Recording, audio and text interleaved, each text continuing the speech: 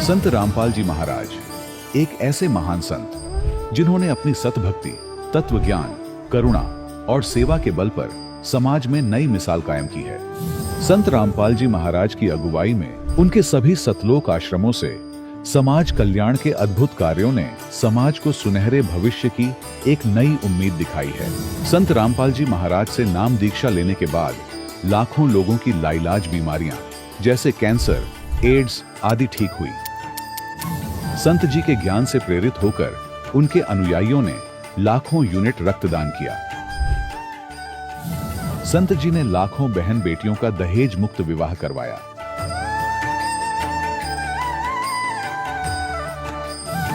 संत जी ने लाखों लोगों का नशा छुड़वाया, करोड़ों उजड़े परिवार बसे।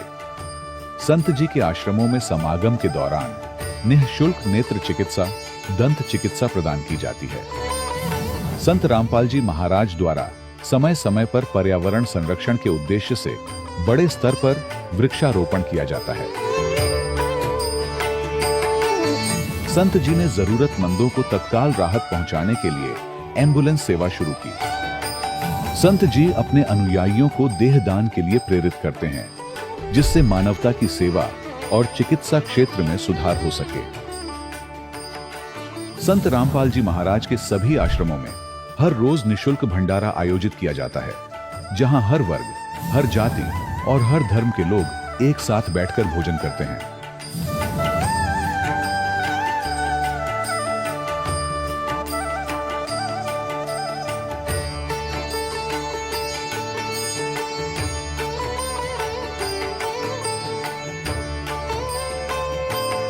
संत रामपाल जी महाराज के आश्रम में हजारों बुजुर्गों को सम्मान और प्यार के साथ जीवन जीने का अवसर मिलता है। उनके खाने, रहने और स्वास्थ्य की पूरी जिम्मेदारी संत रामपाल जी महाराज उठाते हैं। अनाथ बच्चों के लिए संत रामपाल जी महाराज के सभी आश्रम किसी वरदान से कम नहीं। यहाँ उन्हें शिक्षा, संस्कार और भविष्य के लिए बेहतर अवसर प्रदान किए जाते हैं। चाहे बाढ़ हो, भूकंप या महामारी, संत रामपाल जी महाराज और उनके अनुयायी हमेशा ही जरूरतमंदों के लिए सबसे आगे खड़े रहते हैं। कोविड महामारी के दौरान संत रामपाल जी महाराज के आश्रमों से करोड़ों लोगों के लिए भोजन, दवाइयां और जीवन रक्षक सामग्रियां उपलब्ध कराई गई। चाहे गरीब की मदद हो या किसी शोषित और पीड़ित वर्ग के हक और सम्मान की लड़ाई, संत रामपाल जी महाराज ने हमेशा ही उनकी दबी आवाज को सरकारों तक पहुंचाया है और उन्हें उचित न्याय दिलवाने में अहम भूमिका अदा की है। समाज में आध्यात्मिक और सामाजिक मूल्यों के प्रति जागरूकता लाने में संत रामपाल जी महाराज हर कदम पर मानवता के सच्चे सेवक साबित हुए हैं। संत रामपाल जी महाराज का जीवन हमें सिखाता है कि सच्ची सेवा वही है जो निस्वार्थ भाव से की जाए। आइए हम भी इस महान सेवा के कार्य में इस महान संत से जुड़ें और संत रामपाल जी महाराज से नाम दीक्षा लेकर अपने जीवन को धन्य बनाएं।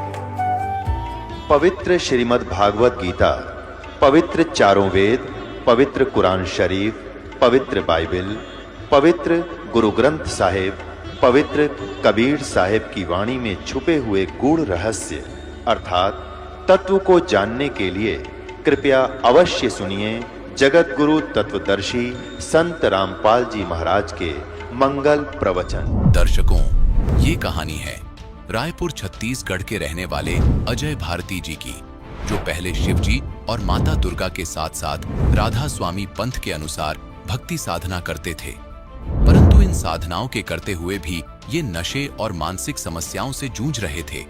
लेकिन ऐसा क्या हुआ जो इन्होंने राधा स्वामी पंथ की भक्ति साधना को त्याग कर जगत गुरु संत रामपाल जी महाराज से नाम दीक्षा ग्रहण कर ली? और क्या नाम दीक्षा लेने के बाद इनके जीवन में कोई परिवर्तन आए? आइए सुनते हैं अजय भारती जी की कहानी इन्हीं की जुबानी। नमस्कार सर।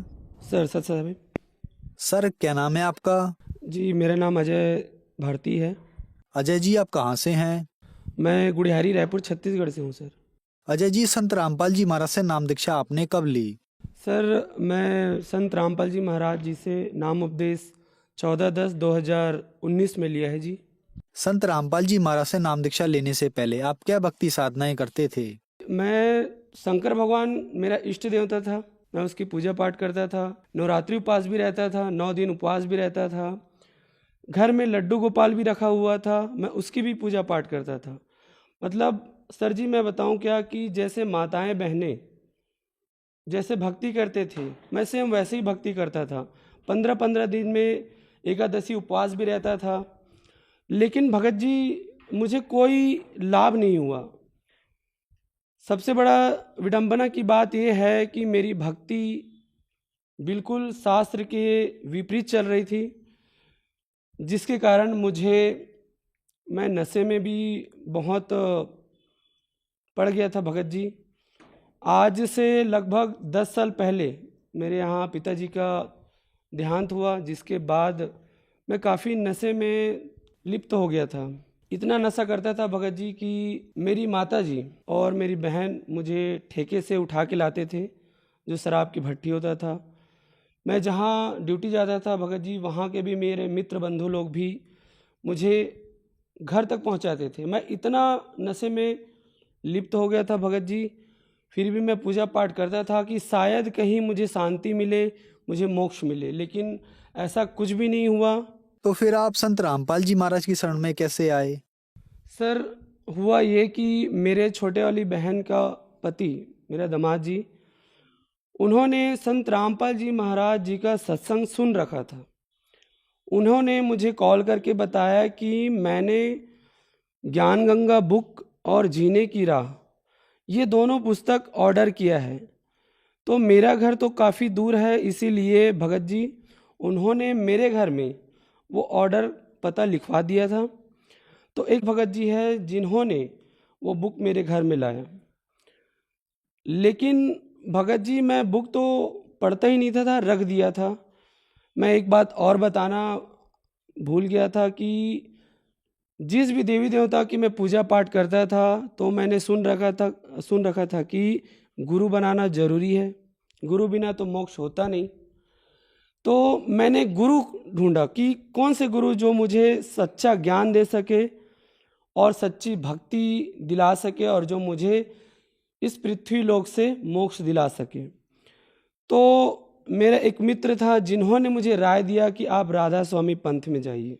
सर मैं 5 साल तक राधा स्वामी पंथ में जुड़ा रहा, लंगर सेवा भी करता था और उनके बताए हुए भक्ति साधना भी करता था। रात के 3 बजे मैं उठ के उसकी भक्ति करता था, साधना करता था, फिर भी मुझे कोई भी लाभ नहीं हुआ भगत जी। हुआ ये भगत जी कि एक दिन परमात्मा बंदी छोड़ सदगुरु रामपाल जी महाराज ने अंदर से प्रेरणा किया और मैं ज्ञान गंगा बुक जो है उसको पढ़ना चालू किया भगत जी। जैसे मैंने पढ़ना चालू किया तो उसमें 4-5 पेज पढ़ा ही था, जिसमें एक वाणी लिखी थी कि मदिरा पीवे कड़वा पानी और 70 जन्म कुत्ते के जानी। सर मैं अंदर से एकदम हिल गया कि जो नशा करता है वो 70 जन्म तक कुत्ते का जन्म ले गया। ये पढ़ने के बाद सर कोई भी नशा नहीं करेगा। दूसरा मुझे ये पता चला भगत जी कि 3 देव की जो करते भक्ति उनकी कदे ना होवे मुक्ति। जिस देवी देवताओं की मैं पूजा पाठ करता था, ब्रह्मा विष्णु महेश दुर्गा गणेश, ये तो सब नासवान हैं, इनकी भी जन्म मृत्यु होती है। सर इनके भी आयु सुनिश्चित कर रखी है विधाता ने। और इनकी भी जन्म मृत्यु होती है तो मुझे कैसे मोक्ष दिला पाएंगे। फिर भगत जी मैं ज्ञान गंगा बुक पढ़ा। पढ़ने के बाद मुझे लगा कि ज्ञान तो सही है। फिर मैं तो राधा स्वामी पंथ में था भगत जी। तो एक दिन हुआ ये कि मेरे जो दमान जी है और मेरी बहन जो मेरे से पहले परमात्मा बंदी छोड़ सदगुरु रामपाल जी महाराज में जुड़ने से पहले ही वो लोग मालिक के शरण में आ गए थे, बंदी छोड़ सदगुरु रामपाल जी के शरण में। तो अचानक हिसार जाने का मेरे घर में कार्यक्रम बना और मुझे भी उनमें सम्मिलित होने के लिए कहा गया, लेकिन मैं अज्ञानी था। अपने अज्ञानवश मैं मना करता गया कि नहीं, मैं राधा स्वामी पंथ में हूँ तो मैं नहीं जाऊँगा। जिस दिन दूसरे दिन ट्रेन था भगत जी रिजर्वेशन का, उसके रात को मैं 9 बजे अपने जो सर हैं उनको कॉल किया कि लास्ट बार चलो ठीक है, आप लोग इतना प्रेरित कर रहे तो मैं चले जाता हूँ, लेकिन छुट्टी तो मिल नहीं रही है। लेकिन बंदी छोड़ सदगुरु रामपाल जी महाराज अपने शरण में लेने के लिए ही शायद उन्होंने ऐसा दया किया मुझ पे, इस दास के ऊपर, कि मेरी एक फ़ोन लास्ट फ़ोन लगाने पर मेरी छुट्टी अर्जी पास हो गई और मैं 1 हफ्ते के लिए मुझे छुट्टी मिला। मैं वहाँ गया हिसार भिवानी आश्रम संत रामपाल जी महाराज के शरण में।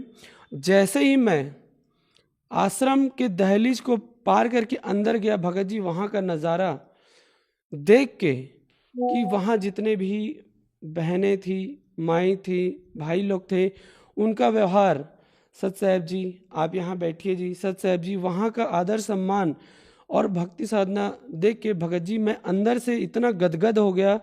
मैं रात को भंडारा लेके जैसे सोया, भगत जी सुबह उठते ही संत रामपाल जी महाराज से मैंने नाम उपदेश लिया। सर, संत रामपाल जी महाराज से नाम दीक्षा लेने के बाद आपको क्या लाभ मिले? भगत जी लाभ का मैं आपको बता नहीं सकता, इतने लाभ दिए हैं बंदी छोड़ सदगुरु रामपाल जी महाराज ने। सबसे पहले मुझे लाभ ये मिला कि मुझे आध्यात्मिक लाभ मिला। दूसरा लाभ मुझे भगत जी ये मिला कि मैं नशे में बहुत धूत रहता था, जिसके नाम से मेरे परिवार वाले बहुत परेशान रहते थे। मेरे घर वाले, मेरे पड़ोसी ये बोलते थे कि ये नशे को कभी छोड़ नहीं सकता। लेकिन बंदी छोड़ सदगुरु रामपाल जी महाराज के शरण में आने के बाद, उनकी भक्ति विधि करने के बाद भगत जी मैं नशा तो क्या, जो सामने वाला भी नशा करता है तो उसको भी मना करते हैं कि नशा करना बहुत गलत चीज़ है। दूसरा लाभ मुझे ये हुआ भगत जी कि नशा करने के से मुझे पैसे मेरे पास इकट्ठा होता नहीं था भगत जी, मैं पैसे को बर्बाद कर देता था। और हम लोग 15 साल से रेंट में रहते थे भगत जी। मालिक की दया इतनी हुई कि पैसा इकट्ठा होना भी चालू हुआ और आज के समय में बंदी छोड़ सदगुरु रामपाल जी महाराज के शरण में आने के बाद मैं खुद का घर, मालिक की दया से 40 लाख का हमारा घर बना है भगत जी। तीसरा लाभ हो मैं ये हुआ सर कि मेरी माता जी को कैंसर हो गया था। एक बात बताना मैं भूल गया भगत जी कि मैं हॉस्पिटल लाइन में वर्क करता हूँ, मैं एक वार्ड बॉय हूँ और 4 साल मैंने कैंसर वार्ड में भी ड्यूटी किया है। तो मुझे पता है भगत जी कि एक कैंसर मरीज को किस तरह से ट्रीट किया जाता है और उसमें 2 प्रकार से ट्रीट होता है भगत जी। पहला तो कीमोथेरेपी होता है, दूसरा रेडियोथेरेपी होता है।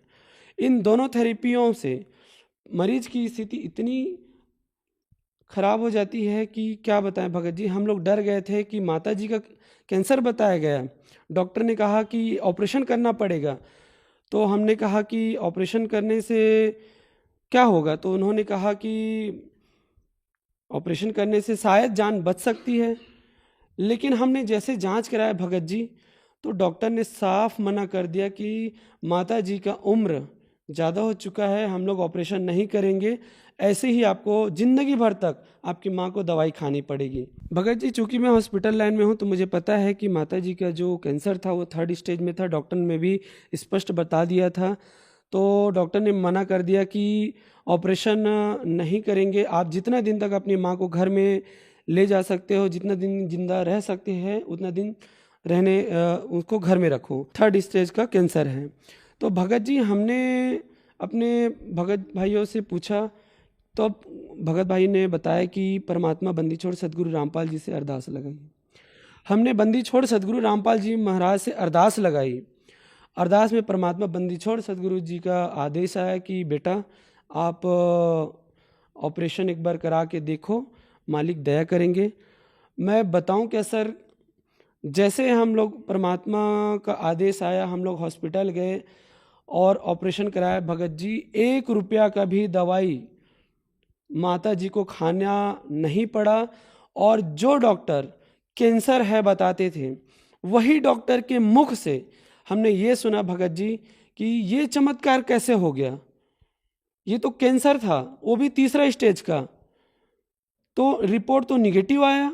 भगत जी वापसी के लिए बॉम्बे भेजा जाता है टुकड़े को, वहाँ से रिपोर्ट आया बिल्कुल निगेटिव आया। तो ये लाभ हुआ भगत जी हमें। और 5वां लाभ भगत जी ये हुआ कि मेरी पत्नी है, उनको बवासीर हो गया था। तो हमने तो जान लिया था कि परमात्मा बंदी छोड़ सदगुरु रामपाल जी से अरदास लगाने मात्र से, उनके आदेश से ही बड़ा बड़ा कैंसर का बाप भी ठीक हो जाएगा। तो ये तो छोटी बीमारी है। हमने अरदास लगाया बंदी छोड़ सदगुरु रामपाल जी महाराज से, परमात्मा बंदी छोड़ सदगुरु देव जी का आदेश आया कि भक्ति करो, सब ठीक हो जाएगा। भगत जी 1 रुपया का भी दवाई नहीं खाना पड़ा और वो बवासीर जड़ से खत्म हो गया। सर, संत रामपाल जी महाराज से नाम दीक्षा लेने के बाद आपको बहुत सारे लाभ मिले। हम आपसे एक बात पूछना चाहेंगे कि आप देवी देवताओं की बहुत ज्यादा पूजा करते थे। संत रामपाल जी महाराज के बारे में यह कहा जाता है कि संत रामपाल जी महाराज देवी देवताओं की पूजा छुड़वाते हैं, क्या ये बात सही है? बिल्कुल गलत बात है भगत जी। जबकि बंदी छोड़ सदगुरु रामपाल जी महाराज सभी देवी देवताओं का शास्त्र के अनुसार भक्ति बताते हैं। जो भी भगवान की हम पूजा पाठ करते हैं, उनका भक्ति शास्त्र के अनुसार, वेदों के अनुसार हमें कैसे करना चाहिए, ये परमात्मा बंदी छोड़ सदगुरु रामपाल जी महाराज बताते हैं। इसका उदाहरण ये है भगत जी कि जैसे हम आम का पेड़ लगाते हैं, आम के पेड़ में अगर हम पत्ते में पानी डालेंगे तो हमको फल नहीं मिलेगा, लेकिन बंदी छोड़ सदगुरु रामपाल जी महाराज हमें जड़ में पानी डालने का विधि बताते हैं। मतलब ये है कि हमें शास्त्र के अनुसार जिस भी देवी देवताओं की हमें साधना करना चाहिए वो बताते हैं भगत जी। संत रामपाल जी महाराज से नाम दीक्षा कैसे ली जा सकती है? बंदी छोड़ सदगुरु रामपाल जी महाराज की इतनी दया है भगत जी कि बहुत सारे चैनलों में परमात्मा का बंदी छोड़ सदगुरु रामपाल जी महाराज का सत्संग आता है, जिसमें पीली पट्टी चलती है भगत जी सर जी। और उस नंबर में आप फ़ोन करके आपके आसपास के क्षेत्र में जहाँ भी बंदी छोड़ सदगुरु रामपाल जी महाराज का आश्रम है, नामदान केंद्र है, वहाँ आपका पता लगा के उनसे आप संपर्क कर सकते हैं। मालिक बंदी छोड़ सदगुरु रामपाल जी के दया मेहर से सर जी इस पूरे विश्व में 500 से ज़्यादा नाम दीक्षा केंद्र है, जहाँ आपकी जानकारी मिलेगी, आप वहाँ जाके नाम दीक्षा ले सकते हैं जी। धन्यवाद सर। सत साहिब जी।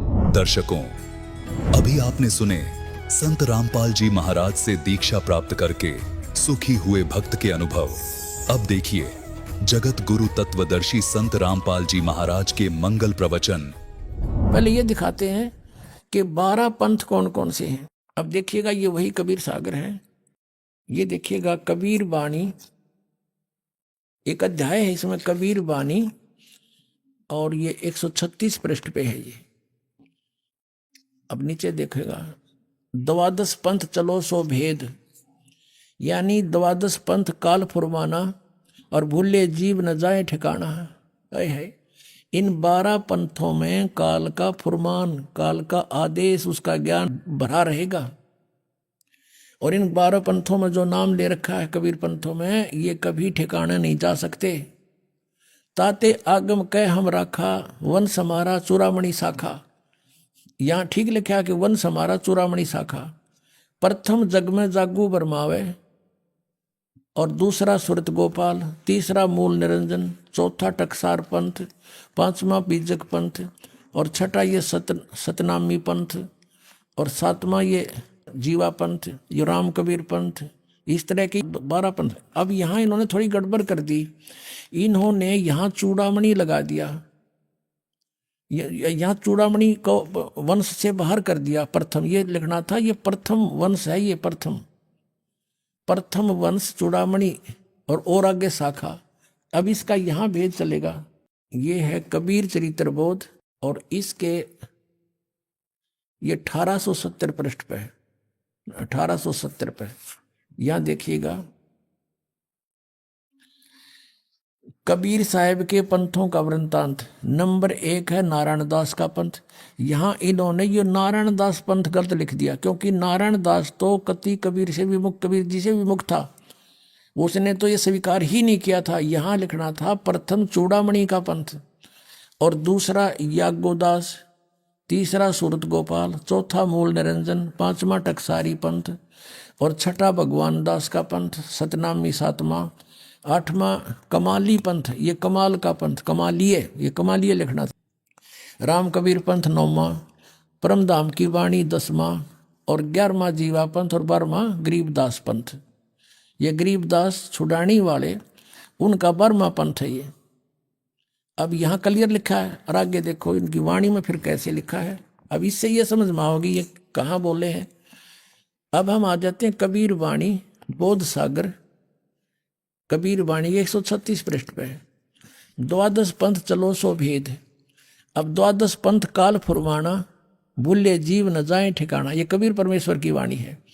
और ताते आगम कह हम व्याख्या, हमने भविष्य की बात बता दी तेरे को धर्मदास। और वंश हमारा, ये प्रथम लिखना था, प्रथम हमारा चूड़ामणि शाखा, ये चूड़ामणि है प्रथम शाखा हमारी। यह उन्होंने वहाँ प्रथम लिख दिया, इन्होंने जग्गू लिख दिया दूसरा, ये प्रथम ये लिख होना चाहिए था, प्रथम ने जग्गू लिख दिया, जबकि यहाँ लिखना चाहिए था प्रथम, ये चूड़ामणि को प्रथम लिखना चाहिए था जब पूरे होंगे 12। फिर भी हम इनकी जो अज्ञानता इन्होंने की है स्पष्ट है। ताते आगम कह हम राख्या, वंश हमारा चूड़ामणि शाखा, ये प्रथम समझो। अब प्रथम जागू, जैसे आपने देखा था यहाँ पर, क्योंकि ये पैरेलल चलेगा, जब समझ में आओगी, बहुत उलझावा है। प्रथम नारायण दास लिखा है ना, यहाँ लिखना था ये चूड़ामणि, और दूसरा जागू दास जागू, और तीसरा सूरत गोपाल, चौथा मूल निरंजन, टकसार का पंथ। अब ये याद रह जाएंगे आपके, दोबारा फिर दिखाऊंगा यहाँ पर। अब हम कबीर वाणी कबीर बोध सागर में आगे 136 पृष्ठ पे। ये प्रथम जागू लिख दिया इन्होंने, ये दूसरा जागू होना चाहिए था, और तीसरा सूरत गोपाल, मूल निरंजन की वही है, नो के नो वहाँ क्लियर लिखा हुआ। टकसार का भेद, ये बीजक पंथ, जीवा का पंथ बोले इसने। फिर है छठवां है सतनामी, फिर राम कबीर पंथ, ये ज्ञानी पंथ 10वां, और 11वां ये भेद परम धाम की वाणी, ये परम धाम की वाणी जो पंथ है ये 10वां है, ये 11वां, ये 10वां लिखा। अब 12वां संवत 1775 हुई, ये मिसप्रिंट हो रहा है यहाँ पर, संवत 1775 है, नहीं है 74 होना चाहिए। संवत 1774 में गरीबदास जी का जन्म है, और ये 12वां पंथ गरीबदास पंथ है। संवत 1774 और सन 1717 में गरीबदास जी का जन्म हुआ था। और ता दिन प्रेम प्रगटे जग सोई, यानी गरीबदास जी के बाद कबीर साहब की फिर से महिमा हुई थोड़ी थोड़ी। आगे देखा, आज्ञा रहे ब्रह्म बोध लावे, कोली चमार सब के घर खावे, साख हमारी लेस जीव समझावे, असंख्यों जन्म ठोर नहीं पावे। ये 12वें पंथ प्रगट है वाणी, ये 12वें पंथ के विषय में बता रहे हैं कि मेरी महिमा की वाणी प्रगट फेर होएगी। 12वें पंथ 12वां पंथ है गरीबदास पंथ। फिर देख लीजिए, ये है कबीर चरित्र बोध में, और 1870 पे कबीर साहब के 12 पंथों का ये 12वां पंथ गरीबदास पंथ है। अब 12वें पंथ का हम फिर आगे यहाँ पर 136-37 पे बोध सागर में, और कबीर वाणी चैप्टर पे 12वें पंथ प्रगट हुआ वाणी, हवे होता है। 12वें पंथ प्रगट हुआ वाणी, और शब्द हमारे का निर्णय ठानी। गरीबदास जी के द्वारा मेरी महिमा की वाणी, मेरी यथार्थ ज्ञान फिर से प्रकट करवाऊंगा। परमेश्वर कबीर जी ने गरीबदास जी में सारा ज्ञान फीड कर दिया, उन्होंने फिर बोला और लिपिबद्ध किया गया। अब कहते हैं 12वें पंथ प्रगट हुआ वाणी, शब्द हमारे की निर्णय ठानी। हमारी वाणी को समझने की चेष्टा करेंगे गरीबदासी पंथ वाले, लेकिन समझ नहीं सकेंगे। अस्थिर घर का मर्म ना पावे, ये 12 पंथ हम ही को ध्यावे। अब गरीबदास पंथ तक भी परमात्मा ने बैन लगा दिया कि ये पार नहीं हो सकते। फिर कहते हैं 12वें पंथ हम ही चल आवे। गरीबदास वाले पंथ में कहते आगे चल के हम ही आवेंगे और सब पंथ मिटा एक ही पंथ चलावें। क्लियर हो गया कि 12वें पंथ में मेरी महिमा की वाणी प्रकट होगी, जो थोड़ी बहुत गड़बड़ कर गए हैं वो फिर सुचारू करवा दूंगा। और 12वें पंथ में हम ही आवेंगे। अब परमात्मा नहीं आए तो इस दास को भेज दिया अपने को, लेकिन शक्ति उन्हीं की काम कर रही है। और सब पंथ मिटा एक ही पंथ चलावें। अब देख लेना कुछ दिनों में इस विश्व में एक ही पंथ रहेगा, एक ही भक्ति का मार्ग रहेगा। अब फिर क्या कहते हैं कि प्रथम चरण कलयुग निराणा, तब मगर मांडो मैदाना। धर्मराय से मांडो बाजी, तब धर बोधो पंडित काजी। अब कहते हैं प्रथम चरण जो होगा, 3 चरण बताए हैं, एक प्रथम एक लास्ट और ये मध्य का। तो प्रथम कलयुग में वहां से शुरू हुआ, परमात्मा मगर से सह शरीर गए थे, लाखों लोगों के व्यक्तियों के उपस्थिति में, ये प्रथम चरण था। अब यहां से समझ में आओगी कि 12वें पंथ में मेरी वाणी प्रकट होगी, सही ज्ञान उससे मिलेगा। अब यहां कहते 5505 तब ये शब्द होगा साचा। ओए होए, कहते 5505 वर्ष जब कलयुग बीत जाएगा तब ये मेरी बात साची होंगी, जो आज मैं बता रहा हूं तेरे को कि हम प्रकट होंगे, सब ज्ञान सब पंथों को मिटा के एक पंथ चला देंगे। धर्मदास मोरी लाख दुहाई, ये मूल शब्द बार ना जाई, ये बार है। और पवित्र ज्ञान तुम जग में भाखो, मूल ज्ञान तुम गुप्त राखो। मूल ज्ञान जो बाहर पढ़ी, ये बिचली पीढ़ी वंश हंस नहीं तरही। 33 अरब ज्ञान हम बाख्या, और मूल ज्ञान हमने गुप्त ही राख्या। गोय माने गुप्त। मूल ज्ञान तुम तब तक छिपाई, जब लग 12 पंथ बिटाई।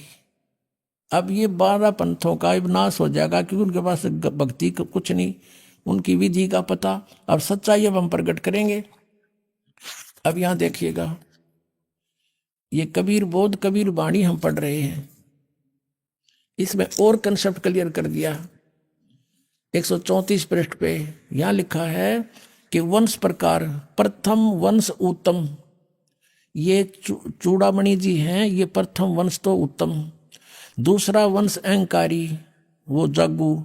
और तीसरा वंश प्रचंड। चौथा वंश बिरहे। 5वां वंश ये निंद्रा। और 6ठा वंश उदास। 7वां वंश ज्ञान चतुराई। और 8वां वंश 12 पंथ विरोध। 9वां पंथ वंश पूजा। और 10वें वंश प्रकाश। 11वें वंश पसारा। और 12वें वंश हवे प्रगट उजियारा। 12वें में गरीबदास जी 12वां पंथ हो गए। इनके द्वारा मेरी वाणी का 12वें वंश प्रगट हुए उजियारा। मेरी वाणी का यानी मेरी महिमा फिर से कुछ उजागर होएगी। और 13वें वंश मिटे सकल अंधियारा। ये दास 13वां वंश है उस परम पिता का।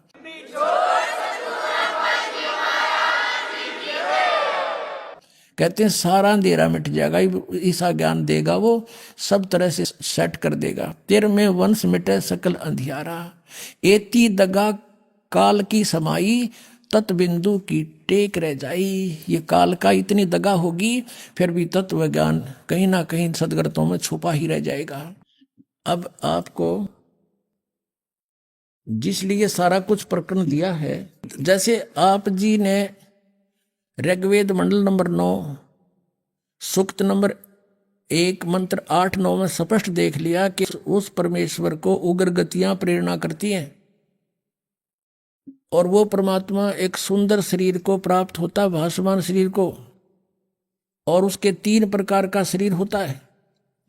और जब उन 3 प्रकार के शरीरों में जो लीला करता है, उनमें से एक में शिशु रूप धारण करके आता है, तब कुंवारी गाय से दूध पीता है। अब जैसा कबीर सागर में लिखा था, तो वहां इसमें करेक्शन करने वालों ने उन्होंने सोचा कि रामानंद से ही जोड़ दिया कि उसने न्यू बता दी तुम कुंवारी गाय का दूध पिएगा, और आगे लिखा वो दूध, वो फिर दूध चला गया, वो दूध का प्रकरण काट दिया इन्होंने। फिर भी मालिक की दया से वो 2 पंक्ति रहेगी। अब गरीबदास जी ने वो निर्णय किया है क्या, अब पढ़ के सुनाते हैं आपको। अब परमात्मा ने जो बताया कि मेरी वाणी प्रकट होएगी 12वें पंथ में, गरीबदास वाले पंथ में, लेकिन गरीबदास जी की वाणी को भी गरीबदास के पंथ वाले, उससे पहले वाले कोई नहीं समझ सकेगा। ये मेरी वाणी का निर्णय करने की चेष्टा करेंगे पर इनको ज्ञान नहीं होगा। और ये 12 पंथ हम ही को जावे, अस्थिर घर का मरम नहीं पावे, असंग जन्म ये ठोर नहीं पावे। अब इस दास के साथ क्या हुआ कि हम छुड़ानी जाते थे, जहाँ आदरणीय गरीबदास साहिब जी का जन्म हुआ था, जहाँ परमात्मा कबीर देव जी उनको जंगल में आकर मिले थे। हमारे पूज्य गुरुदेव जी वहाँ जाते थे, एक लिंक जोड़ना था, पहले लिखा हुआ था, इसलिए गुरु जी के सतलोक जाने के बाद हमारा वहाँ पर बहुत विरोध हो गया, क्योंकि हम सच्चाई बतावें, वो अनुवाद गलत करें गरीबदास जी की वाणी का, तो हमारा उनका पार नहीं पड़ी, हमने अलग से आश्रम सेट करना पड़ा। फिर वो इतने विरोधी हो गए कि हमारे साथ हमारी बताने कितनी उन्होंने अफवाहें फैलानी शुरू कर दी, वो गुंडा है, बदमाश है, झूठा है, न्यू है, तो वो कांड करवा दिया करो था कुछ। ये और दूसरे पंथी लाग डियारिया समाज वाले जो उनकी पोल खोल दी, दास ने सच्चाई बता गए, तो सब ने मिलकर ये पंगा पा दिया। लेकिन भगवान का साथ जिसके साथ है उसका कोई कुछ नहीं बिगाड़ सकता। पहले से 1000 गुना आगे बढ़ गया हमारा पंथ, पूरे विश्व में चला गया परमात्मा का ज्ञान, क्योंकि ये परमात्मा का चलाया हुआ है। और इसमें जो बाधा करता है भगवान के मार्ग में, वो तो अंधा गधा है। हिरण्यकशिपु अंधा गधा था, छाती तोड़वा के मान्या, कहते हरना कुछ छाती तोड़वाई, और ब्राह्मण बाणा, और कर्म कसाई, वो तो भगत को आवे, और कर्म अपने बेटे ने भी मारे अभिमान के बस। तो कहने का भाव ये है कि ये आचार्य को आवे और गुरु और अपने शिष्यन भ्रमित करें, झूठ बोला झूठ बोला। हम तो प्रमाण दिखाते हैं, और जो तुमने लिखा है वो रूबरू कराते हैं। पता झूठ कहाँ बोल दी मैंने, मत लिखा हुआ दिखाता हूँ, आपके गुरु ने ये लिख रखा है और वेद ये बता रहे हैं। बता झूठ कब बोल गया, मन तो फुर्सत है कोई ना झूठ बोलने की, टाइम है कोई नहीं, कोई सारी ये साची दरी भगवान ने लिख रखी। अब गरीबदास जी की वाणी में पारक का अंग है, एक चैप्टर है पारक का अंग, उसमें बहुत निर्णायक ज्ञान दिया है। क्या लिखा है, शिव उतरे शिवपुरी से अवगत बदन विनोदी, मैं के कमल खुशी बहे लिया ईस को गोदी। शिव उतरे शिवपुरी से अवगत बदन विनोद, और महक के कमल खुशी बहे और लिया ईस को गोद। नजर नजर से मिल गई किया ईस प्रणाम। अब गरीबदास जी ने पूर्ति की है, जो वो दूत आ गया, दूध चला गया, फिर खुश हुआ, यो बकवाद करा कि कुछ मिलावट और कुछ कटिंग पटिंग करके उन्होंने सोचा कि ऐसा कौन हो गया, ये हो गया। अरे सच्चाई ये थी जो गरीबदास जी ने बताया। जैसे आदरणीय तुलसीदास साहिब जी ने श्री रामचंद्र जी की रामायण लाखों वर्ष पहले जो घटना घटी थी, अब कलयुग में एज इट इज लिख दी चौपाइयों के माध्यम से, और सबको मान्य है वो, क्योंकि एक दिव्य दृष्टि रेंज होती है। उस तुलसीदास की रेंज खुल गई थी, वह दिव्य दृष्टि खुल गई थी, और पीछे की जो चलचित्र की तरह सामने आ जाती सब घटनाएं, वो तुलसीदास जी ने लिख दी थी, और वो सही है। ऐसे ही गरीबदास जी ने, परमात्मा ने गरीबदास जी की दिव्य दृष्टि खोल दी, ज्ञान योग खोल दिया। अब वही जो लीलाएं काशी में घटी थी, उसे अरबों खरबों वर्ष पहले सृष्टि जहाँ से प्रारंभ हुई वहां तक की रेंज मालिक की, क्योंकि ये दूरबीन की रेंज होती है, दूरदर्शी की। तो परमात्मा जो गरीबदास जी को रेंज दी वह सबसे दूर तक की रेंज की थी। तो गरीबदास जी ने जो भी वार्ता हुई वो चलचित्र की तरह देखकर जब बोली ये वाणी, क्या लिखा है, शिव उतरे शिवपुरी से अवगत बदन विनोद, मैं के कमल खुशी भये लिया ईस को गोदे। शिव भगवान ने जो साधु रूप में खड़े थे, बालक रूप परमात्मा को गोद में ले लिया। नजर नजर से मिल गई किया ईस प्रणाम। जब दोनों शक्तियों की आपस में नजर मिली तो उसने परमात्मा को प्रणाम किया शिव जी ने, और क्या कहा, धन मोमन धन पूरे ना ये धन काशी निकाम। कि ऐसे महापुरुष आए।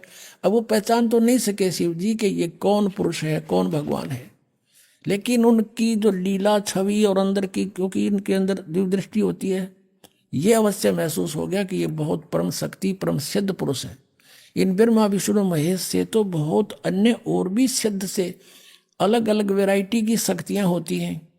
इनसे जो अलग और भी अच्छे संत साधु होते हैं, तो इन्होंने सोचा कि कोई और परम शक्ति है जिसको हम भी नहीं जानते, वहां से कोई अवतार आया है ये।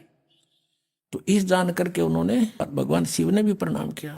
7 बार चर्चा करी ये बोले बालक बहने, शिव को कर मस्तक धैर्या ल्या मोमन एक धैनु। अब 7 बार कबीर साहब की बालक रूप में, नवजात शिशु रूप में, और शिव जी भगवान साधु रूप में खड़े। 7 बार बातचीत हुई और वो खड़ी खड़ा देख रहे दोनों पति पत्नी। वो सोच रहे साधु में इतनी करामात है कि मेरा बेटा बुलवा दिया, अवश्य ये मेरे बच्चे को दूध भी पिलाएगा। फिर शिव ने कहा उस सिर पे हाथ धर कर मोमिन को कि धन भाग है तुम्हारे। मोमिन माने मुसलमान। नीरू को कहा कि जाओ, धन भाग है तुम्हारे घर पे ऐसे बच्चा आया है, तो परम शक्ति है। और इस काशी का भी धन भाग है जहां पर ऐसे संत प्रगट हुए हैं। 7 बार चर्चा करी बोले बालक बहने, शिव को कर मस्तक धैर्या ल्या मोमन एक धेनु। एक धेनु ल्या धैन। और अनव्यावर को दूहत है दूध दिया तत्काल। कंवारी को, बिना ब्याई को कंवारी को दूहत है दूध दिया तत्काल। पीवे बालक ब्रह्म गति ही ता शिव भये दयाल। अब यहां भी स्पष्ट लिख दिया कि कंवारी गाय का दूध पिया उस बालक ने। और उन परमात्मा की उस सूक्ष्म वेद में लीला में भी लिखा है कि जाके संग बैल नहीं लागा, कि एक गाय ला जिसके संग बैल नहीं लागा, यानी कति अनटच। और वेद बताते हैं, ऋग्वेद मंडल नंबर 9 सूक्त नंबर 1 मंत्र नंबर 8-9 में स्पष्ट किया है कि वो परमात्मा जब आते हैं एक सुंदर रूप धारण करते हैं तेजों में। 3 सतीथि उनका रूप है, उनमें से एक सतीथि जो शिशु रूप में प्रकट होते हैं। उस समय वो बालक रूप में प्रकट परमात्मा की परवरिश की लीला कुंवारी गाय से होती है। आज तक इतिहास सुना दो किसी भी भगवान का ऐसी लीला हुई हो जो वेद में लिख रखा है। जिन्होंने भगवान को देखा उन महापुरुषों ने अपनी एफिडेविट दे रखे हैं। हम सुल्तानी नानक तारे दादू को उपदेश दिया, जात दुलाहा भेद न पाया, ये काशी महे कबीर हुआ। पुणात्माओं, आध्यात्मिक ज्ञान इतना उलझ चुका है कि इसको अब सुलझाना बहुत ही कठिन हो रहा है। ये ऐसा क्यों हो रहा है? हमारे सदग्रंथ क्या बता रहे हैं और हमें ज्ञान क्या मिला? इसका कारण क्या था? इसका कारण है कि ये जिस लोक में हम रह रहे हैं ये काल का लोक है। यहां कोई जीव सुखी नहीं, और ये नहीं चाहता, ये यहाँ का जो स्वामी है ब्रह्म जिसको कहते हैं, सरपुरुष भी कहते हैं, ज्योत स्वरूपी निरंजन भी इसी को कहते हैं,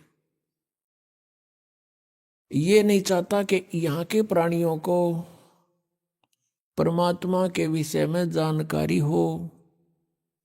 इसको भय बना रहता है कि यदि इनको अपने मूल स्थान का ज्ञान हो गया और वहां के सुख से ये परिचित हो गए, या कोई नहीं रहेगा। इस डर से ये राजनीति से और घटिया राजनीति से हमें यहाँ रोके हुए हैं, सुनियोजित षड्यंत्र से हमें यहाँ बांधे हुए हैं, रोके हुए हैं। कोई भी क्रिया देख लो हमने विवश होकर करनी पड़ रही है। शरीर ऐसा दे दिया, यदि इसके अंदर टुकड़ा ना डालेंगे तो ये काम नहीं करे। इसकी रक्षा करनी पड़े, गर्मी सर्दी से भी बचाना पड़ेगा। सारा जीवन हम इसी शरीर के पालन पोषण में लगे रहते हैं, इसी के रख रखाव में पूरा जीवन खो देते हैं, अंत में इसको भी खत्म कर देता है। यदि ये ना नष्ट होता हो तो कोई दिक्कत ना थी। हम इतने ढीठ हो रहे, इन दुखों को भी देख लेते, कोई पड़े रहते अभी। लेकिन ये नष्ट भी साथ होता है, ये डर साथ बना रहता है। कहने का भाव ये है कि जब तक हम इस आध्यात्मिक ज्ञान से पूर्ण रूप से परिचित नहीं होंगे, हम परमात्मा की भक्ति ना तो कर सकते और ना ही अपने उद्देश्य में सफल हो सकते। तो इसके लिए हमने उस परमात्मा को पहचानना है। जैसे आज सुबह के सत्संग में आपको सुनाया था कि पूर्ण परमात्मा परम अक्षर ब्रह्म वो स्वयं ही सतलोक से चलकर आता है और अपनी प्यारी आत्माओं को, अच्छी आत्माओं को मिलते हैं, उनको तत्व ज्ञान से परिचित कराते हैं। परमात्मा ऊपर सतलोक में रहते हैं, तीसरे मुक्ति धाम में विराजमान है। अपनात्मा ये चारों वेद प्रत्येक प्राणी के हृदय में समाये हुए हैं, जो विशेषकर हिंदू समाज से संबंधित हैं। और सभी ये कहा करते हैं कि वेद तो एक सत्य ज्ञान है, वेदों में जो लिखा वो फाइनल है, सत्य है। इसके साथ साथ पवित्र चारों वेदों के साथ साथ पवित्र श्रीमद् भगवत गीता जी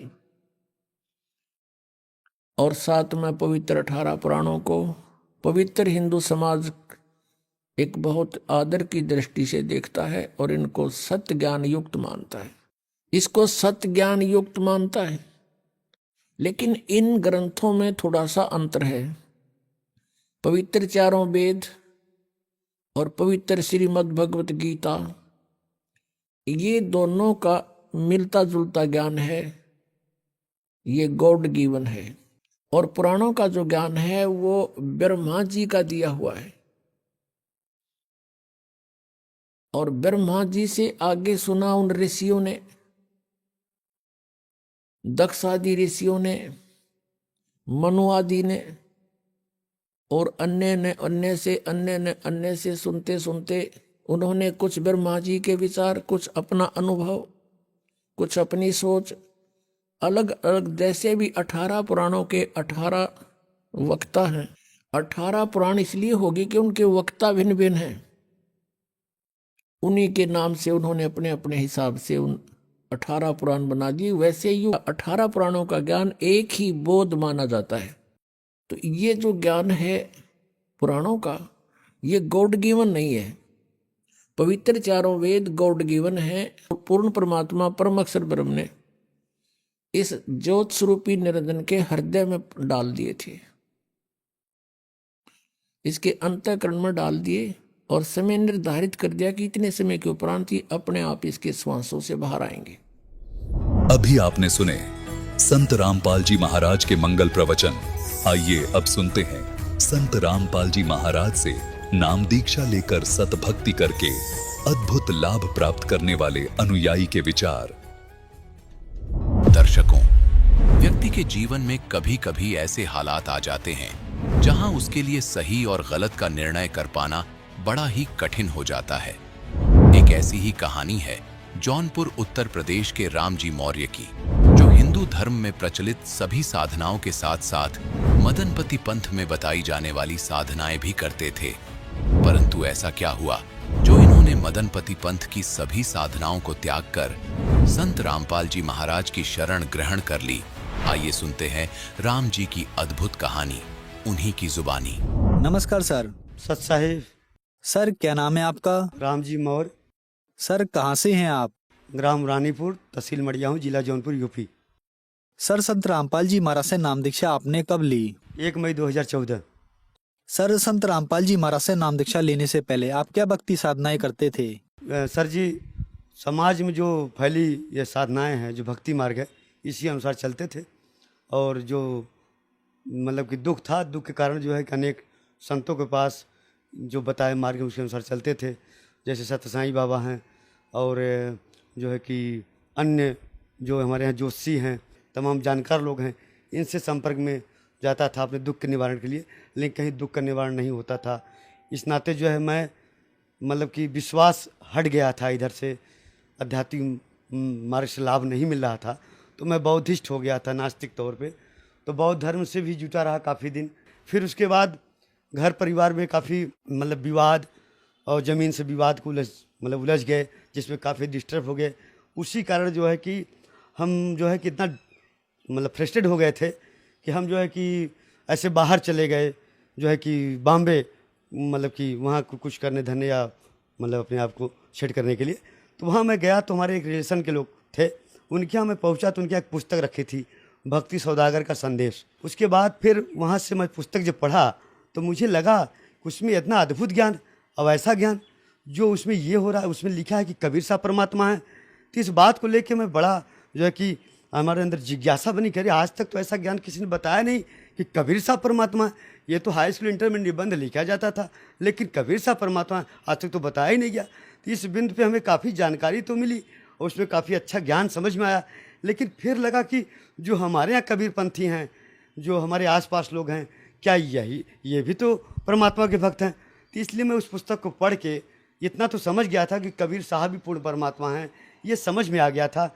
और उसमें जितनी बातें लिखी थी उस ज्ञान आधार पे, उसको भी मन में था कि इसको मिलाऊंगा, देखूंगा कि सत्य क्या है। तो ये 2009 का बात था, 2010 में। उसके बाद मैं बॉम्बे से घर आया। फिर जब यहाँ आया तो यहाँ जो है कि हम जो हमारे यहाँ कबीरपंथी, ये जो मदनपति पंथ है, ये जो हमारे यहाँ जो कि इनका मूल आश्रम है, मतलब कि जौनपुर ज़िले में बड़ैया गद्दी है, यहीं से पूरे भारत में इनका संचालन है। इनके बहुत छोटे छोटे बड़े आश्रम हैं। तो मैं यहाँ की जो संत लोग रहते थे, साधु लोग मदन पंथ के, इनसे मिलना, इनसे जुलना, फिर इनके पास जाना, इनके सत्संग में जाना, हर महीने सत्संग होना, जहाँ भी जो सत्संग होता था इनके पास जाना, मिलना, इनसे बात करना कि वास्तव में परमात्मा कबीर साहब हैं, तो थोड़ा हमें बताइए, हमारा दुख कष्ट दूर हो। तो इस विषय पर मैं उनसे जब कहता था कि मैं परमात्मा कबीर साहब के रूप में मुझे पता चला है, ऐसा ज्ञान मिला है, तो लोग कहते थे कि भाई देखिए वो संत हैं, वो सदगुरु परमात्मा के अवतार हैं, वो संत रूप में मतलब कि कबीर साहब सदगुरु हैं, इस तरह से लोग बताते थे। लेकिन मैं ये कहता था उनसे कि परमात्मा कबीर साहब हैं, ये बताओ आप कैसे हो कबीर साहब परमात्मा, ये आप सिद्ध करो। तो वो जो उनके पास शब्द था, साखी था, या जो उनके पास ज्ञान था, उस आधार पर हमें वो बताते थे कि इस तरह से मतलब कि कबीर साहब परमात्मा है। तो वो संतुष्ट नहीं मैं हो पाता था उनसे। तो इस तरह से वो लोग हमें कहते थे नहीं आप ऐसे लगे रहो, मतलब कि आते जाते रहो, एक समय आएगा आपको सब पता चल जाएगा। तो इसी तरह से मैं 4-5 साल उनके यहाँ लगा रहा। लेकिन मन में प्रेरणा रहती थी कि हे परमात्मा, अगर कभी भी यह जीव जो है, यह दास अगर आपका ध्यान कर रहा है, तो मेरा अगर कहीं अंतिम समय अगर ऐसा आ जाए या ऐसी स्थिति आ जाए, तो मुझे ज़रूर जो है अपने पास बुला लीजिएगा मालिक, क्योंकि यहाँ तो इस तरीके से ये ज्ञान नहीं बता पा रहे जो मैं खोज रहा हूँ, जो मुझे पता चला है। तो ऐसे ऐसे एक समय आ गया 2014 में, जो है कि हमको जो है कि एकाएक जो है कि फालिस मार दिया, हमारा बीपी हाई लो हो गया। और उसी बीच में जो है कि पैरालिसिस, ये पूरा सब आधा जो है एकदम सब शार्ट हो गया था, बंद। तो इसी तरह से उस समय मैं परमात्मा से बहुत प्रेरणा किया कि हे मालिक, अब स्थिति तो मेरी यह है, तो परमात्मा दया करिए। तो परमात्मा से ये प्रार्थना कि मालिक कभी इशारा करिएगा, अगर आप धरती पर हो या आपका संत कोई है, तो मुझे ज़रूर परमात्मा दया करिएगा कि मैं मतलब आप तक पहुंच सकूं। तो परमात्मा का ऐसा कृपा हुई कि उस समय मैं दवा लेता रहा, लेकिन कोई आराम नहीं हुआ। एक दिन परमात्मा का ऐसी दया हुई कि परमात्मा जो है हमें डायरेक्ट जो है कि ऐसे भोर का समय था, उठ ही रहा था, तब तक आँख मेरी मूंद गई। उसके बाद एकदम प्रकाश ही प्रकाश सामने दिखाई दिया। उससे परमात्मा मतलब एक स्वरूप जैसे रूप में, प्रकाश पुंज के रूप में ऐसे बोले कि तुरंत आके तू नाम दीक्षा ले ले, तत्काल आके नाम दीक्षा ले ले। 3 बार उन्होंने ऐसा कहा। उन्होंने कहा संत रामपाल जी महाराज आके नाम दीक्षा ले ले। तो मैं क्योंकि ज्ञान तो पहले जान ही रहा था, मैं तुरंत जो है कि आंसू आने लगा। परमात्मा मैंने कहा मालिक अब आपने दया कर दी। तो संत रामपाल जी महाराज परमात्मा के बारे में उन्होंने जब बताया, तो मैं उसी दिन दूसरे दिन ही जाके तत्काल टिकट बुक कराया और सब परिवार सहित आश्रम पहुँचे। और 1 मई 2014 को हमने नाम दीक्षा लिया संत रामपाल जी महाराज जी से। सर, संत रामपाल जी महाराज से नाम दीक्षा लेने के बाद आपको क्या लाभ मिले? जी, पहली बात तो ये जो हमें ये फालिस हो गया था या पैरालिसिस हो गया था, ये हमारा बिना दवा के ठीक हो गया। उसके बाद हमें ब्लड प्रेशर लो होना, एकाएक बढ़ जाना, ये समस्या बहुत थी। ये मालिक की दया से ठीक हो गया, परमात्मा सदगुरु संत रामपाल जी के आशीर्वाद से। उसके बाद सर में ये चोट मुझे लगा हुआ है, अभी भी चिन्ह है इसमें। कोई भयानक बीमारी हो रही थी जो कि हमें नहीं पता था, बचपन में लगा था। तो ये बहुत दर्द होता था, 2-3 दिन 4 दिन इसका दवा लेने पे आराम नहीं होता था। तो इस तरह से ये दर्द मेरा गायब हो गया। अब चाहे जिस रूप में ये बन रहा होगा मालिक जाने, परमात्मा ने उसको ठीक कर दिया, पूर्ण रूप से शरीर को स्वस्थ कर दिया। इस तरह से हमें लाभ मिला। इस तरह से सबसे बड़ा लाभ तो ये मिला कि जो मनुष्य जन्म मुझे मिला है, आज जो परमात्मा की खोज थी वो परमात्मा को पता मिल गया। मनुष्य जन्म मेरा सार्थक हो गया कि आज इस जीवन में जो मनुष्य मिला है इसको हम परमात्मा को मतलब कि जान गए, पहचान गए और हम अपने घर जा सकते हैं, ऐसा लाभ मिला। एक घटना उसे बताना चाहूँगा कि मैं ऐसे आ रहा था बाइक से और सामने जो एक हेलमेट लगाया हुआ था, हेलमेट थोड़ा सा नीचे साइड में था, तो वो सड़क जो है बहुत ख़राब थी, तो धूल मतलब उधर उड़ रहा था। इस कारण मैं थोड़ा सा ऐसे कर लिया तो आगे सामने दिखाई नहीं दिया। अब जैसे मैं सामने हेलमेट किया, सर उठाया तो देखा सामने जो है ट्रक वो आ रही है। तो बीचों बीच कोई विकल्प नहीं था, मात्र 5 फीट की दूरी। मतलब कि उस समय मैंने जो मैं उस समय इसके पहले थोड़ा दूर पहले ही परमात्मा मुझे प्रेरणा किया था कि सतनाम जाप करो, ऐसा मैं कर रहा था उस समय। तो उस समय ऐसा लगा अब तो मैं गया, अब कोई चांस नहीं है। लेकिन सतगुरु संत रामपाल जी महाराज इस तरह से हमको ऐसे बचाए कि वो गाड़ी मेरी ऐसे मतलब कि एकाएक ऐसे टर्न हुई और वो ट्रक जाओ के आके मेरे डिग्गी में लगा, और डिग्गी में जैसे लगा डिग्गी मेरी चूर हो गई, धड़ाम से बोला। और मुझे पता नहीं, जब मैं मतलब कि 5 मिनट बाद देखा तो मैं एकदम गाड़ी मेरी साइड में खड़ा हूँ और डिग्गी चूर हो गई और वो गाड़ी आगे वाला जाके खड़ा हो गया, ट्रक वाला। वो देखा मुझे तो बोला कि, मैंने कहा आप जाओ, कोई दिक्कत नहीं, परमात्मा मेरे साथ हैं। जब बाइक ट्रक से लगी और वो जो है कि डिग्गी टूट गया और बाइक मेरी जो है कि हिली नहीं, मैं एक साइड जाके ऐसे खड़ा रहा। तो इस तरह से मैंने देखा कि हे परमात्मा, आज तो आपने जो है कि एकदम बिल्कुल साक्षात मुझे बचा लिया, सदगुरु संत रामपाल जी महाराज। तो ऐसे बहुत से लाभ हुए हैं जिसको बताऊंगा तो काफ़ी समय लग जाएगा। सर, आपने बताया कि संत रामपाल जी महाराज की शरण में आने के बाद आपको बहुत सारे लाभ मिले। तो जो दर्शक आज आपको टीवी पर देख रहे हैं, खासकर मदनपंथी पंथ वाले, उनके लिए आप क्या संदेश देना चाहेंगे? जी सर जी, ऐसा है कि देखिए, मदन पंथ एक तरह से मेरे विचार से तो मनमाना पंथ है, जैसे जो मैंने आज तक देखा। और जो मदनपति जी हैं उनको बताते हैं, उनके ज्ञान में है कि राधापति के रूप में उनको कबीर साहब मिले थे, जो ज्ञान बताए उसी आधार पर चलते हैं। लेकिन पूरा ज्ञान उनका जो है, जो भजन है, जो सत्संग है, वो कबीर साहब पूर्ण परमात्मा के आधार पे है, कबीर बीजक के अनुसार है, इस तरह से वो बताते हैं। और वो जो ये कबीर सागर है या परमात्मा की जो वाणी है, इसको वो उतना नहीं मानते। लेकिन गरीबदास जी महाराज जी का कम से कम 50% 60% बात वो अपने यहाँ जो बताते हैं, उनके सत्संग में है। तो इस तरह से वो ज्ञान बताते हैं, लेकिन कुल मिला के वो परमात्मा को निराकार ही मानते हैं, ऐसा उनका मानना है। लेकिन इस तरह से यह कहीं न कहीं उनका ये ज्ञान गलत है या उनका ये मनमाना है। इसलिए समाज को चाहिए कि इस विषय पे उनके पंथ के बारे में पूरी जानकारी लें। और संत रामपाल जी महाराज जो परमात्मा इस समय धरती पे मतलब कबीर साहब के पूर्ण रूप से प्रतिनिधि तौर पे हैं, जो पूरा कबीर सागर, कबीर बीजक सभी धर्म ग्रंथ को खोल के दिखा रहे हैं, एकदम प्रमाणित कर रहे हैं कि कबीर साहब भी पूर्ण परमात्मा हैं, वो साकार में हैं, सतलोक में रहते हैं, ये उन्होंने सिद्ध कर दिया। तो इस बात को आज के समाज को ज़रूरत है कि मदन पंथ में अगर कहीं आप लोग हैं तो उस पर ज़रूर विचार करिए, क्योंकि आज संत रामपाल जी महाराज का जो संदेश है, जो पुस्तक है, जैसे यथार्थ कबीर पंथ परिचय, उसमें देखिए, उनकी और पुस्तक है ज्ञान गंगा, उसमें देखें, उस पर विचार करिए कि वास्तव में संत रामपाल जी महाराज जो बता रहे हैं क्या वो सत्य है, अगर वो प्रमाणित है। क्योंकि वो लोग तो अभी तक अपने मन की बात बता रहे हैं, उनके पास कोई ठोस आधार नहीं है, वो सिर्फ साखी और शब्द को कबीर सागर के मतलब कबीर सागर को तो पूरा मानते नहीं, वो कबीर बीजक के आधार पर पूरी ज्ञान को बताते हैं। इसलिए हम सबसे निवेदन करेंगे, कुछ जो है ज्ञान को, सदगुरु संत रामपाल जी ज्ञान को ज़रूर देखें, उसको मिलाएं और जो सत्य है उसको मानें। सर, संत रामपाल जी महाराज से नाम दीक्षा कैसे ली जा सकती है? आज जो है कि ऐसा समय है कि सब जगह टीवी, मोबाइल, इंटरनेट फैल चुका है घर घर समाज में।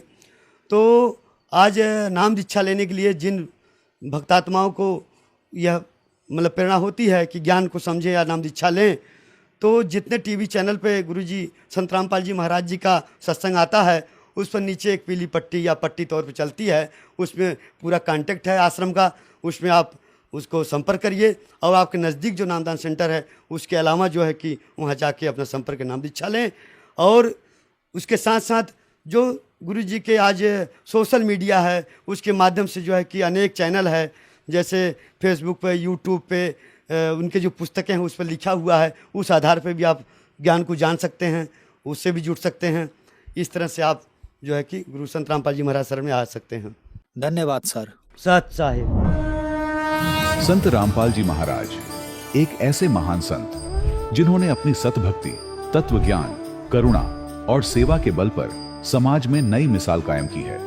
संत रामपाल जी महाराज की अगुवाई में उनके सभी सतलोक आश्रमों से समाज कल्याण के अद्भुत कार्यों ने समाज को सुनहरे भविष्य की एक नई उम्मीद दिखाई है। संत रामपाल जी महाराज से नाम दीक्षा लेने के बाद लाखों लोगों की लाइलाज बीमारियां जैसे कैंसर, एड्स आदि ठीक हुई। संत जी के ज्ञान से प्रेरित होकर उनके अनुयायियों ने लाखों यूनिट रक्तदान किया।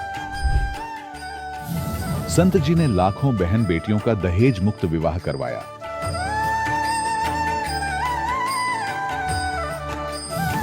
संत जी ने लाखों लोगों का नशा छुड़वाया, करोड़ों उजड़े परिवार बसे। संत जी के आश्रमों में समागम के दौरान निःशुल्क नेत्र चिकित्सा, दंत चिकित्सा प्रदान की जाती है। संत रामपाल जी महाराज द्वारा समय समय पर पर्यावरण संरक्षण के उद्देश्य से बड़े स्तर पर वृक्षारोपण किया जाता है। संत जी ने जरूरतमंदों को तत्काल राहत पहुंचाने के लिए एम्बुलेंस सेवा शुरू की। संत जी अपने अनुयायियों को देह दान के लिए प्रेरित करते हैं, जिससे मानवता की सेवा और चिकित्सा क्षेत्र में सुधार हो सके।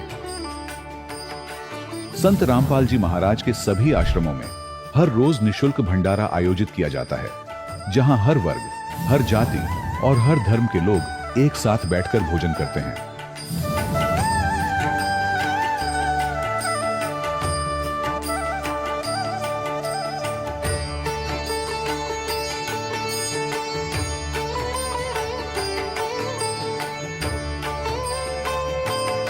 संत रामपाल जी महाराज के आश्रम में हजारों बुजुर्गों को सम्मान और प्यार के साथ जीवन जीने का अवसर मिलता है। उनके खाने, रहने और स्वास्थ्य की पूरी जिम्मेदारी संत रामपाल जी महाराज उठाते हैं। अनाथ बच्चों के लिए संत रामपाल जी महाराज के सभी आश्रम किसी वरदान से कम नहीं। यहाँ उन्हें शिक्षा, संस्कार और भविष्य के लिए बेहतर अवसर प्रदान किए जाते हैं। चाहे बाढ़ हो, भूकंप या महामारी, संत रामपाल जी महाराज और उनके अनुयायी हमेशा ही जरूरतमंदों के लिए सबसे आगे खड़े रहते हैं। कोविड महामारी के दौरान संत रामपाल जी महाराज के आश्रमों से करोड़ों लोगों के लिए भोजन, दवाइयां और जीवन रक्षक सामग्रियां उपलब्ध कराई गई। चाहे गरीब की मदद हो या किसी शोषित और पीड़ित वर्ग के हक और सम्मान की लड़ाई, संत रामपाल जी महाराज ने हमेशा ही उनकी दबी आवाज को सरकारों तक पहुंचाया है और उन्हें उचित न्याय दिलवाने में अहम भूमिका अदा की है। समाज में आध्यात्मिक और सामाजिक मूल्यों के प्रति जागरूकता लाने में संत रामपाल जी महाराज हर कदम पर मानवता के सच्चे सेवक साबित हुए हैं। संत रामपाल जी महाराज का जीवन हमें सिखाता है कि सच्ची सेवा वही है जो निस्वार्थ भाव से की जाए। आइए हम भी इस महान सेवा के कार्य में इस महान संत से जुड़ें और संत रामपाल जी महाराज से नाम दीक्षा लेकर अपने जीवन को धन्य बनाएं।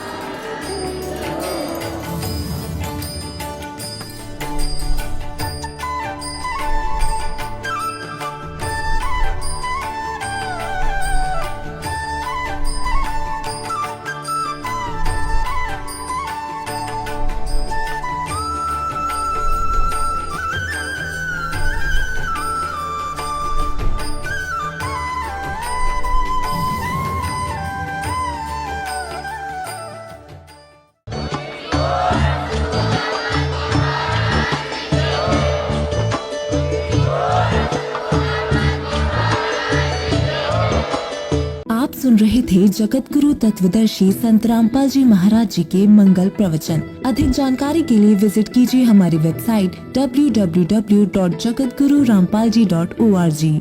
संत रामपाल जी महाराज जी के शुभ आशीर्वाद से पूरे विश्व भर में 500 से भी ज्यादा नाम दीक्षा केंद्र हैं, जिन पर संत रामपाल जी महाराज जी द्वारा ऑनलाइन निशुल्क नाम दीक्षा दी जा रही है। अपने नजदीकी नाम दीक्षा केंद्र का पता करने के लिए संपर्क करें 8222880541।